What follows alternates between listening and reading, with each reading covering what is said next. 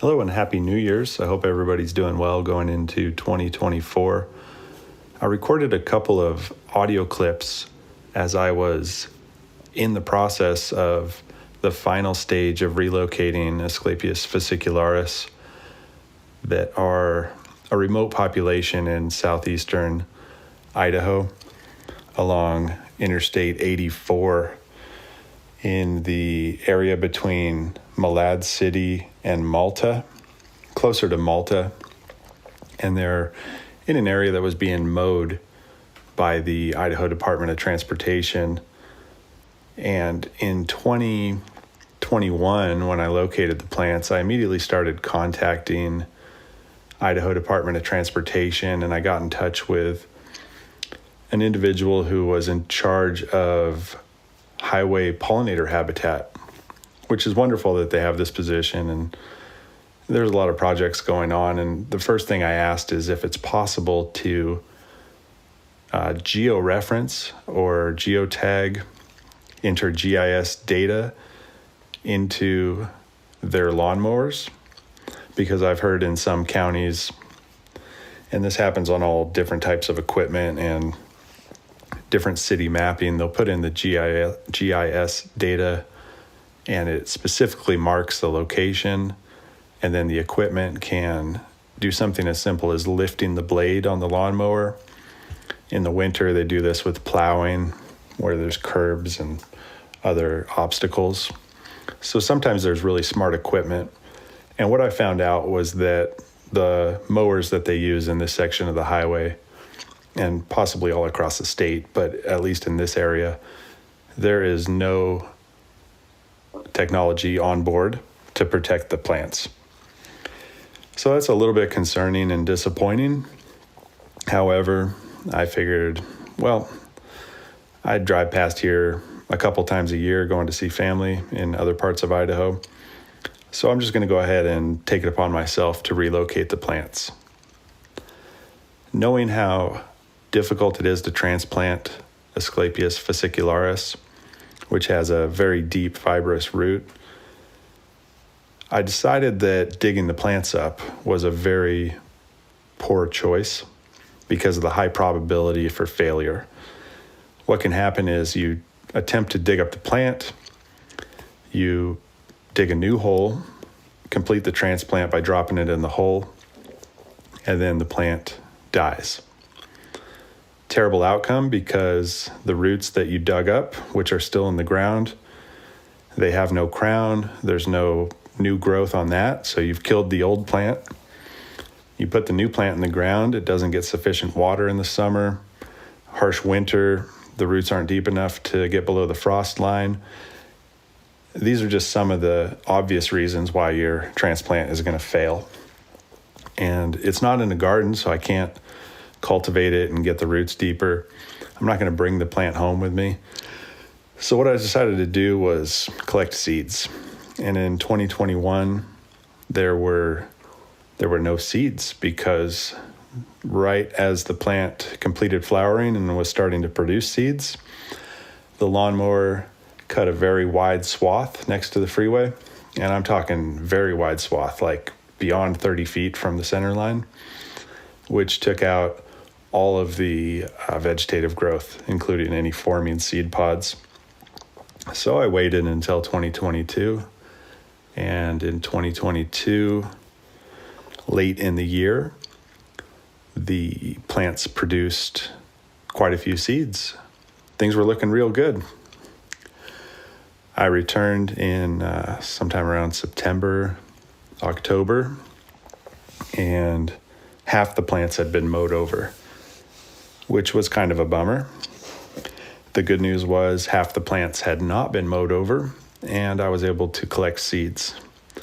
It was about 2 to 4 weeks before I wanted to collect the seeds because the seeds take quite a while. They ripen pretty late in the summer, maybe even pretty late in the fall, maybe. Anyway, sometime around October is when I wanted to collect them, but I ended up doing it a little bit early because they had mowed half the plants over. And my first thought was, well, the next thing they're going to do is come back from lunch break or, a week later, and they're going to hit an even wider swath and take out the rest of the plants. And I didn't want to lose them 2 years in a row. So I decided I'll go ahead and do the collection. There were already some open pods. Most of them were still closed. So I just kept them in a paper bag for a couple weeks. And by the end of the year, all the seeds were actually looking very good for the most part. Only a few immature seeds. I got quite a few seeds out of that, definitely a couple hundred seeds. And I took those seeds to California with me during the Monarch Summit 2023, which happened in January. And that's the Western Monarch Summit. It was in San Luis Obispo. And it's not an annual occurrence. However, they just announced that they're going to have the Western Monarch Summit in 2025. So they're not doing it this year, but they're making plans already for next year. So they just skipped a year. And I think they did that in the past as well. So it's every other year, perhaps. Anyway, it's great news. They're going to have the Western Monarch Summit in 2025. They're looking for locations. They're also looking for corporate sponsors. So if you have a corporate sponsor in mind, you can let them know. It's a great conference. So I brought the seeds to that conference where there's a couple different milkweed growers. I decided to give the seeds to Kenneth Abernathy and Crystal Bowman of Caterpillar Chow. They took the seeds and a small down payment for the growing of those seeds. And the goal with that was for them to take these couple hundred seeds and turn it into a few plants. I didn't need a couple hundred plants, but you take a couple hundred seeds, you should get a few plants out of it. And that was my goal. And they were hugely successful in that. So that was in January 2023. I wanted the timing so that I could plant the plants in the fall. So rather than start those plants in the springtime, which would put the size of the plants to be ready to plant sometime around midsummer, they were kind enough to postpone the growing until midsummer to late summer. They grew the plants for about 10 to 12 weeks. They were growing the plants. And then I got the phone call. Hey, your plants are ready to pick up. We've got, they said somewhere between 30 and 40 plants grown from the seeds that I gave them, which was wonderful. So I hopped on a Southwest flight and I went down there, and San Diego airport was super convenient. Picked up a rental car. And I went out to their property, which was, it's like 25, 35 minutes away. Super easy to get to in, I think it's Lakeside. Picked up 32 plants in 4-inch fabric containers. And I dropped them into a tote, and I had a little bit of room to spare. So I picked up about an additional 30 plants. Same species for the most part, Asclepias fascicularis, not grown from my seeds, not grown from the seeds I collected. And you could tell that the leaves were a little bit different on those two plants. It's not really well defined, but there seems to be a coastal or non-Great Basin ecotype that's pretty prominent around California. And also if you get your seeds from anywhere from southern, central, or northern California, even Oregon, Washington, the plants have their leaf shape is a little more of a rounded tip on them, and they just grow a little bit different than the plants that are in the Great Basin. And I've seen a few plants in the Great Basin in Nevada. They were growing right around the house that I had in Nevada. And there's other areas of the Great Basin where you'll see Asclepias fascicularis, even on the road past Craters of the Moon, where the nearest plant to these remote plants are, which is only 60 miles as the crow flies. Craters of the Moon, some of the highway there that goes up north into the eastern side of the Cascades. There's Asclepias fascicularis out there.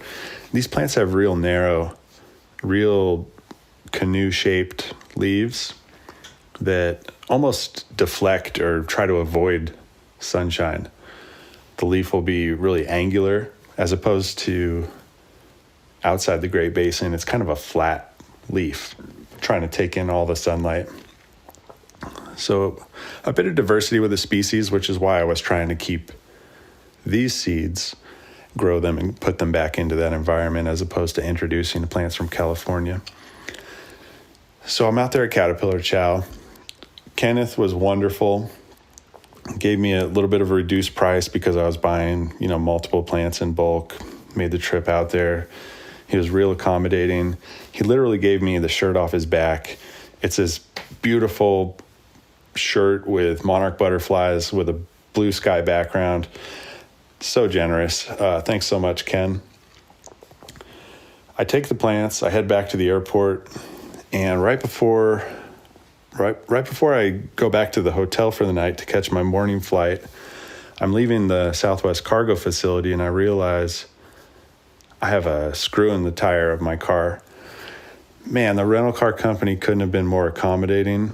I got to hand it to the folks at Avis down there. They certainly were trying harder. They gave me free fuel. They gave me a $15 customer service gratitude discount. I left a Google review. You can find the Google review for Avis down there in San Diego. I named all the characters that were involved. Thanks a lot. Really appreciate all the help that they gave me. Luckily, the tire didn't go flat. I found it with the screw before it didn't puncture the tire. So they exchanged out my vehicle and I was all set. Hit the airport the next morning, got the plants back in great condition. And then from there, the project continues, and I'm going to let you listen to a play-by-play of what was going on. Thanks again, and Happy New Year's. Good morning, Milkweed Nation. It is 7:45 in the morning, and today is a special project. In 2001, July, I stopped and documented a couple of Asclepias fascicularis. They're located in southern Idaho, a couple miles east of a little incorporated town called Malta. And the highway just stretches on. It's a really straight section of road, pasture land, I guess, some farmland out there. The Asclepias fascicularis, the Mexican world milkweed, those of you in California and West Coast call it narrow-leaf milkweed. This plant seems to have a different kind of ecotype when it's in the Great Basin. This location in Idaho, it's kind of beyond the edge of the Great Basin, but it's definitely on the eastern side. Not a coastal plant by any means. The ecotype that is coastal has a little bit broader leaves. The leaf will actually get a little bit wider, have a little bit of rounding towards the tip of it. The Great Basin ecotype that I'm targeting here kind of has like a boat-shaped leaf, like a canoe with a V at the stem that goes up on either side. Presumably, maybe it catches some water that way, funnels it down to its roots, also avoids solar radiation by having it kind of at an angle as opposed to a big broad solar panel taking in the sun's rays, which can be pretty bright when you're at 3,500, 4,500 feet elevation.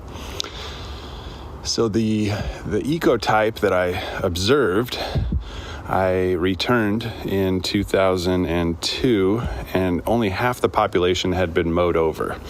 I should say that this population of plants, this little colony, is right on the edge of the highway. And as such, the Idaho Department of Transportation road crews, through no fault of their own, they mow these plants over frequently. So in 2021, they were 100% mowed over in the month of, it was either late September or early October, but it was before any ripe seeds could be collected.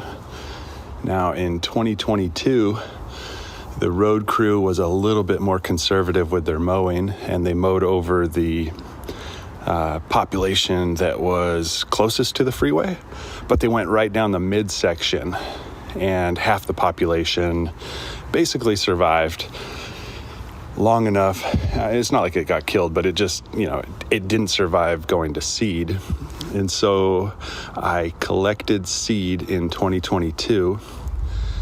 And if I'm not mistaken, they actually took another pass the next month or so, and they did mow it over. But I had collected the seeds, which were about half of the seeds were open, blowing in the wind. And I did collect the remaining half that were closed seed pods, which normally I would try to avoid, especially with like Asclepias fascicularis, because it has a kind of a small seed. It does have to reach maturity before it's 100% viable. But they were really far along. They had a nice little embryo puffer in the center of the seed, and so I collected those. And so that brings us to the fall of 2022. Now in January, we went to the Western Monarch Summit conference in California, and we had a great group of people down there. And one of them was Crystal Bowman and Kenneth Abernathy from Caterpillar Chow. And I gave him the seeds and a $100 bill for some soil. And that started the contract for him to grow the plants for me. So he took the seeds from Idaho. I gave them to him. He grew them in Southern California, Lakeside, at Caterpillar Chow. And I asked him to have them ready for me in the fall so that I could pick them up and plant them. So in, I think it was just the last week of October 2023, I flew down there with a couple of plastic totes from a local feed supply store. And I loaded up the 32 plants that he grew for me. And then I purchased some other California ecotype, is what I'm calling it, Asclepias fascicularis. And I'm going to grow a mixture of both of these in my yard. Great plant, regardless of the ecotype you have. I'm not trying to, slight one or the other, but I'm trying to enhance this Great Basin ecotype. And so I brought those back. And today is November 6th and 7:45 in the morning. And I had a goal to get them planted basically before all the hard freezes come and the ground's too hard to work. And it's a great day out there. It's about 33 degrees at night. It just rained 1 or 2 days ago in Malta. And I'm going to go up there and I'm going to plant these plants further from the mowing section. Pretty simple project. Just took a couple, 2 years to complete. I'm going to plant them closer to the fence line, which is, 75, 100 feet from the freeway. Where they've been mowing them is approximately 30 to 45 feet from the freeway, from the edge of the pavement, maybe less. Anyway, the mowers, they do multiple strips of mowing, and when they get out to that farther edge, they take them out, and it's just been disappointing. And needless to say, if there was a monarch on those plants, it could be catastrophic for them if they get physically harmed by the mower. Also, the reduced food supply when they mow it. So my goal is to have this little oasis of milkweed that is able to survive, go to seed, and then blow in the wind, and hopefully it'll then propagate by seed in future years to the entire Malta area. That's the goal. And if nothing else, just kind of help this plant along so it's hard to watch it just get mowed over frequently. So that's what I'm up to this morning. I'll try to give you an update as I go along. All right, after bit of driving. It is now 10:15 a.m. and I have arrived near the Asclepias fascicularis plants near Malta, Idaho. And right as I was approaching, I could see that the weather was really looking great for planting.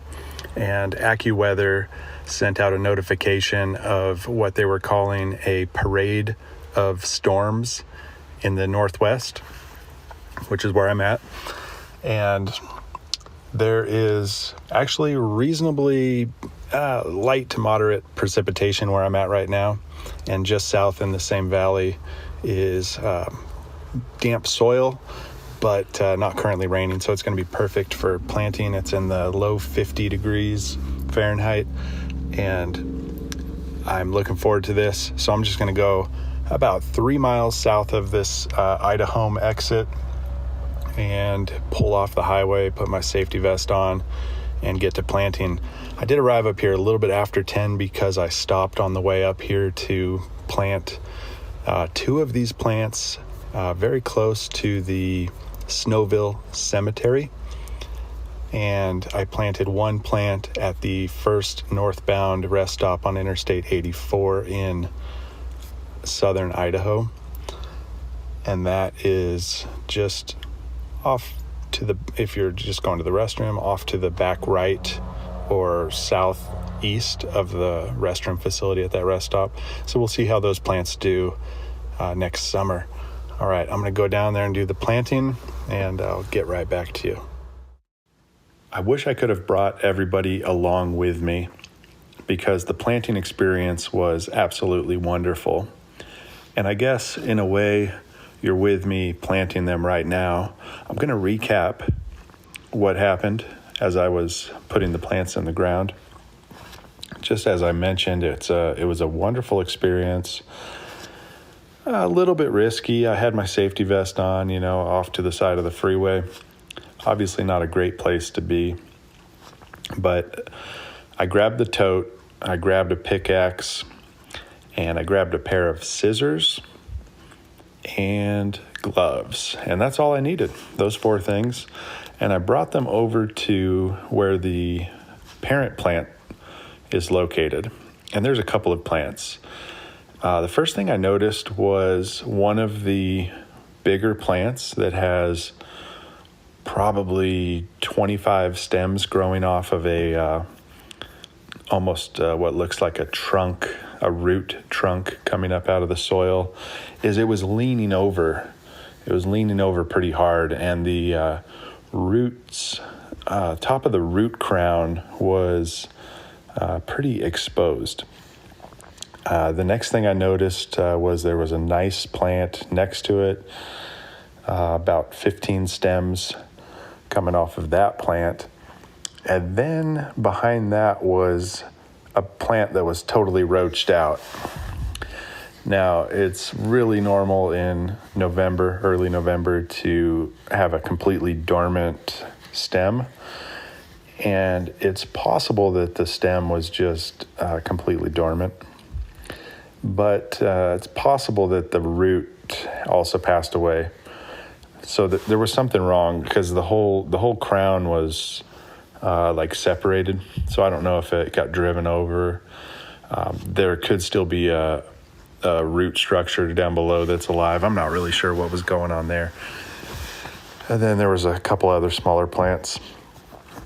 And then I headed towards the fence line, which is basically delineates the property between the highway and the right-of-way of the freeway and a private property owner.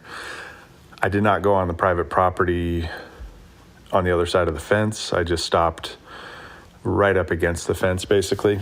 If they come through and do fence maintenance, these plants will be fine in their new location. And that's where I was putting these seedlings, is in about a 4-foot section from the fence towards the freeway, way back from where way back from where the state tractor mower is going to hit these plants. And I will tell you that the soil in this area was way better than I expected it to be. Seasonality makes a big difference. If you try to do planting in the summer when it's really droughty and dry, even good soil is difficult to dig in. In the winter, when it's frozen, it's also very difficult to dig in. In the spring and also in the fall, those are really the best times to get in the ground. And this fall was perfect, maybe because of the precipitation, maybe because the land has just been growing as a grassland for so long, even though a lot of the plants that are there are things like Russian thistle, other, mustard plants that are European. There's still a lot of great grasses that are growing out there. Idaho bunchgrass, cytosgrama, all sorts of interesting grasses, and those create wonderful soils. So all I had to do was take the pickaxe and drag it where the broad side and the pointy side of the pickaxe were, horizontal, perpendicular, whatever, to the path that I wanted to plant. And I just drug that along the surface and cleared out a spot about 25 feet long and took basically all the crusty, dead, decayed detritus off of the surface of the soil, all the little weeds that are, scratching your knees and things like that. And they just pulled right off, and I just left them at the end of that little 25-foot section. And I did that about 3 times to clear it so it was 4 feet wide. And then I grabbed that pickaxe, I think it's maybe called a mattocks on one side of it, and made 5 trenches, all about 4 feet in length and spaced about 5 feet apart. And inside of those 5 trenches, I dropped 4 plants. So about 1 foot spacing on the milkweed plants that I put in the ground. And then simply brought the dirt that I had dug out, brought that right back into the hole. Now I mentioned I brought scissors. The plants were grown in felt bags, and I haven't done any personal testing on these bags.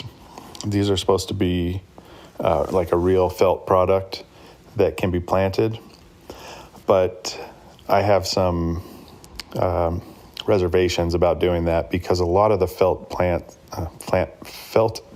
bags are actually like a polyester material.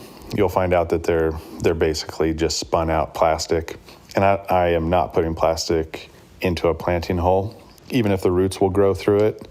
You immediately have contributed to microplastics in the soil and the food supply. Just not going to do that. So these felt bags were removed.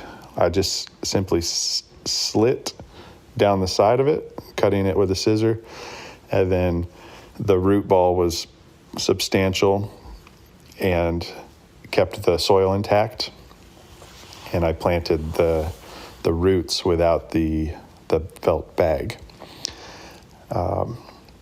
So those bags are going to go to a landfill, and they're not reusable because I did have to cut them to get the plants out.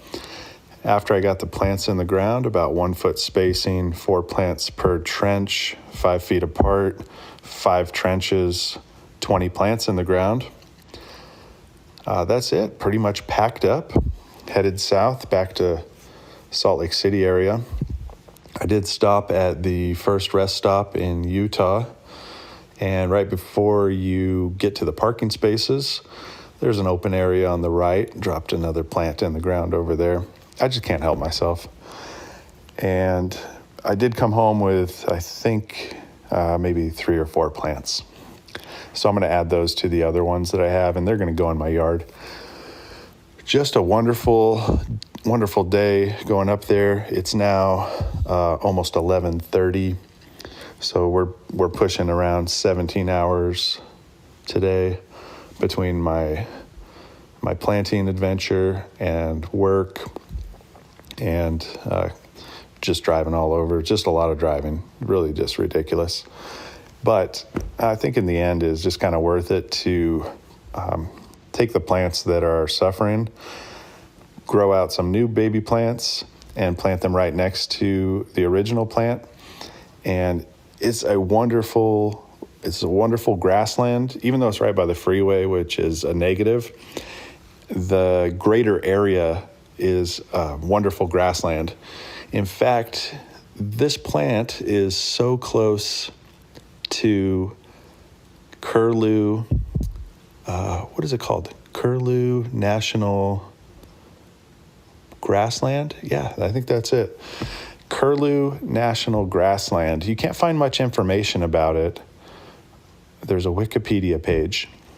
It's only about 25 miles to the east of the location that I planted. I mean, the seeds could actually blow into this area. And it was designated by the federal government, the Forest Service, to have a grassland to enhance the soil quality. And so it's just the soil quality out there. It's just alluvial plains with excellent soil structure and grasses. If you've never seen a grassland, the Curlew National Grassland, it's not somewhere I've been, but it's somewhere I would put on the list of places that I recommend you go. So that pretty much sums it up. The trip was a huge success, and I think the plants are going to do excellent. But if they have any problems, I'm going to try to determine what they are so they can be avoided in the future. Thanks for listening to the Grow Milkweed Plants podcast. If it's good for the butterflies, it's good for me.